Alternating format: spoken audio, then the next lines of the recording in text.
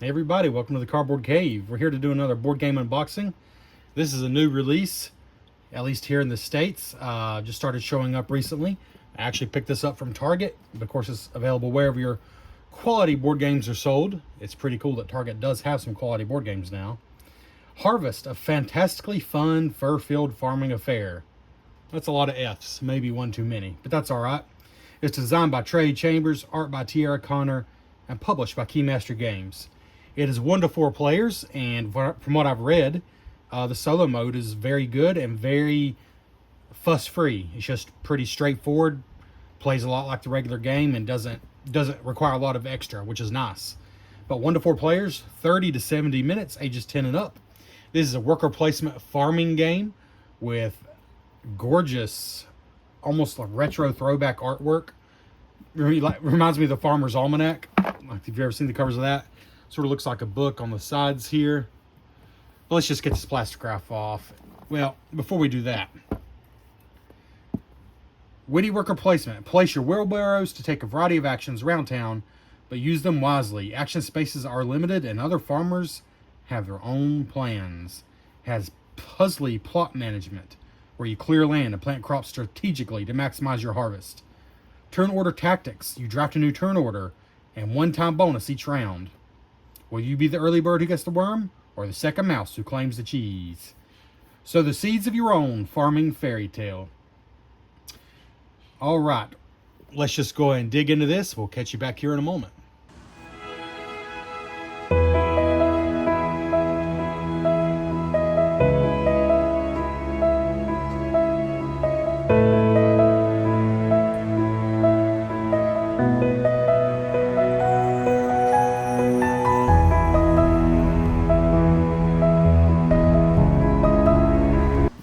So let's dig into Harvest.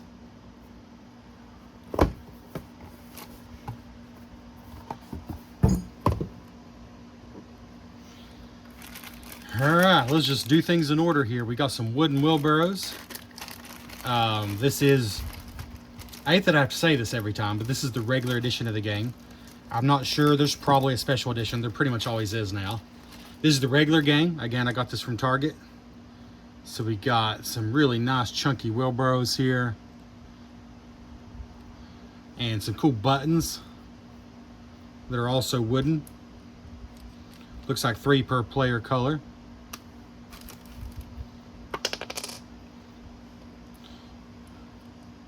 It's kind of fun. The buttons even have a different design there. All right. Then we got 2 more player colors here.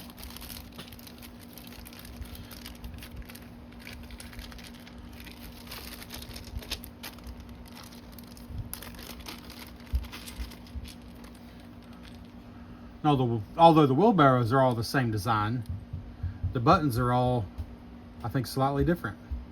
Just the number of holes in them, but that's kind of a nice touch. But these are nice, chunky, have a good feel to them. Just a fun playing piece. I assume those are basically your workers that you set out, I would imagine. A few more wooden pieces here. I was going to leave these in the pack until I noticed what they are. And okay, I got to take these out. So we have what I assume are water drops, but also what I very much assume are piles of poo. Manure, poo, very much a part of farming life.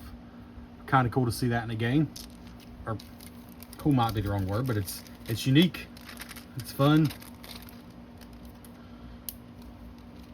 My 5-year-old is all about poo right now. There's even poo on the die. That is great. On more than one side. A really nice engraved die. I really like that a lot. Lots of bags for putting your pieces. Let's zoom back out here now. All right. I believe these may be player cards for the individual player powers, perhaps. We got Mick the Badger, who's a savvy supervisor. Gain an extra field action anytime you take 1 or more. So you get an extra field whenever you take a field. I believe these may be the ones you draft, or these may be characters you pick up front, but these might be the ones you actually draft during the game. I'm not going to read them all, But I will say, I love the artwork. They are thin but linen finished, but these are not cards that are going to be shuffled. These are something going to be in front of you, so they don't need to be like super thick. They're thin, but they feel nice. Like I said, they've got a linen finish to them, so those are nice. And on the other side, it says a quote from the character. Give me good workers and I'll give you good crops. So there's Floyd the Beaver, Leland the Frog. Start of the game, he starts with 3 extra. I assume that's probably water. Remy the Deer, Rose the Woodpecker, River the Fox, and Jamie the Bunny. Oh, there's more. Penny the Pig. So quite a few of those. And this is a solo and 2-player helper and a 1 to 2-player helper. Okay. So it's a card specifically for the 1 to 2-player game. That's neat. That's cool. Again, absolutely love the artwork. Every piece of artwork I've seen so far is great.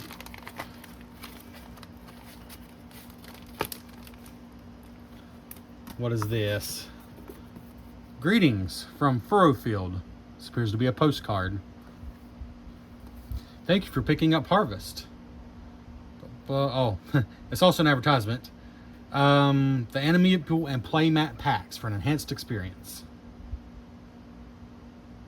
So you got animeeples there. I'm guessing this game must come with tokens in the place of these. And a playmat pack, which is probably a playmat for each player if I had to guess. Okay. I guess if you want to use that QR code, you can. There you go. All right. We got, looks like 4 player boards, 1 for each player. Oh, that's cool. I like that. It tells you what you start with at the start of the game. And just making sure it is the same for each player. Yep. Except for the button. Of course, you start with your colors, but otherwise it looks like it's the same resources. See how on the back it shows you what you start with, and on this side is your field. Looks like you collect poop on this side, which is fantastic, and water on this side. And you got room for your field, and you got your house here, which is really nice artwork again. It looks like the art is the same, but some of the colors are changed, which it's still a nice touch. Not only is the home changed, but look, the butterflies and flowers changed as well. So it would have been cool if it was all new art, but they still did some extra there that they didn't have to do, which I appreciate. Again, still loving this artwork. A Farmer's Guide. Oh, I can tell this feels nice. It's got a nice textured linen finish. It's one of the instruction manuals that feels like you couldn't rip it even if you tried. Furrowfield, A Farmer's Guide. Man, that's pretty. First thing I check on, did they waste the back or do they use it? And they used it for an icon reference. So that works. So we got a list of components. Components. I said that really southern even for me. Game setup, player setup. We're not going to read through this obviously. Game structure. So you got 1, 2, 3, 4, 5, 6, 7 pages. The game end is right here. So 7 pages of actual rules, and then 1 to 2 player games have their own page here. And then here's just the characters, which is just, oh no, it also tells you what the characters do, which I assume is also the same thing that's on those cards, but maybe a little more clarification if the card didn't make sense to you. List of buildings and in-game buildings and reference. So 7 pages of actual rules and some reference material. 1 page that's just for solo and 2-player games. Lots of pictures. I've heard the game is very streamlined. It's a worker placement game. It's a hobby board game, but it's also very streamlined and welcoming in that way. Here's a solo challenge almanac harvest.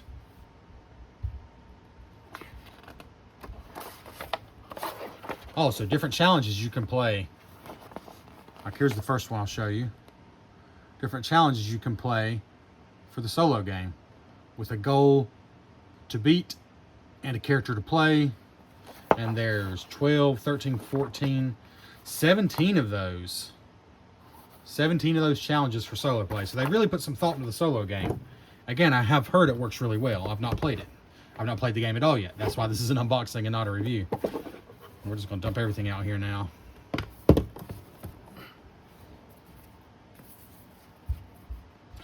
Ooh. Well, let's make room for the board. I think this is the main board. We'll do that at the end. So let's see what we got here. Nice. It's like the fruits and vegetable tiles here look like they're double-sided. It's like those are the same on both sides.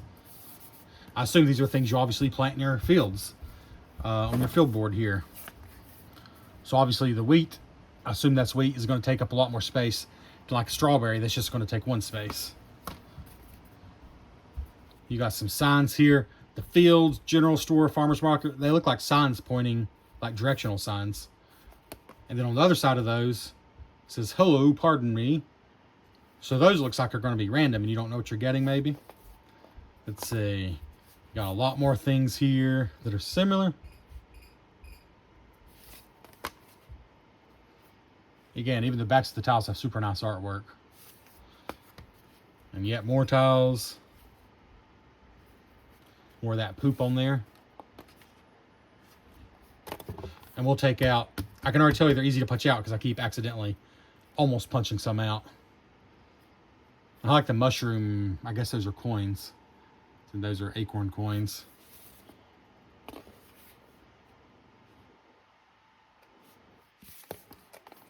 Well, this one's trying to come out, so we'll just show you right there.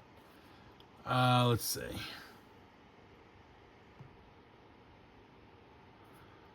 Not incredibly thick, but not cheap either. They feel good. Thick enough, I think is the word I would use, just from the feel of them.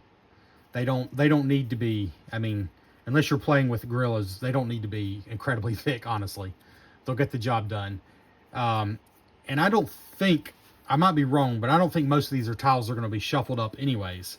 Because like the fruits and the vegetables and the wheat and all that, it's all double-sided. So that's probably just going to be put in a pile when you grab it. I don't think that's something that's going to be shuffled up constantly. Yeah, they're thick enough is the word I would use. Thick enough. All right. And they punch out incredibly easily. They keep almost falling out. Ooh, these are nice. Zoom back out a little here.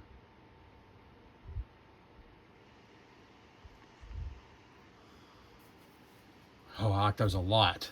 Those appear to be building tiles or location tiles. The reed pond, the sawmill, the smithy, the storehouse, library, bakery, outdoor shower, cafe, printing press, and many others. For example, the weather vane here says, tend any planted crop once without paying its water cost. It looks like they're also worth, I assume, points. They probably cost energy, just guessing. There's icons on them, like the sawmill has those two icons. Are these double-sided? No, these appear to be random. These are very pretty. We're going to zoom in on those for you a little bit there, just so you can check out a few of them.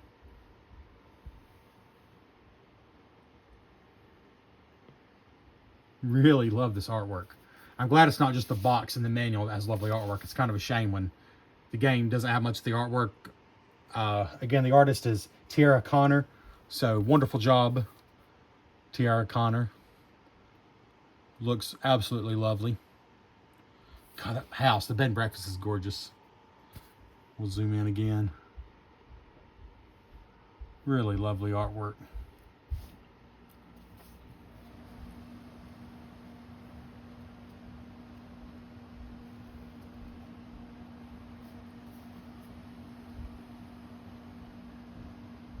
Right. Keep going here. Actually, I think that's the, yeah, that's the tiles. So now we're going to take a look at the board. A lot of tiles here. Looks like 6 sheets worth. Right. I will say this is not a cheap game. I guess it's Keymaster's policy that their games don't seem to, oh my goodness. You can't make this stuff up, folks. Well, there goes my backdrop. And now you're going to see a bunch of Ninja Turtle toys and stuff in the background. Heck, I'll show you. And some Sonic stuff. There's the Turtle Van. Some Sonic stuff I've reviewed on the channel.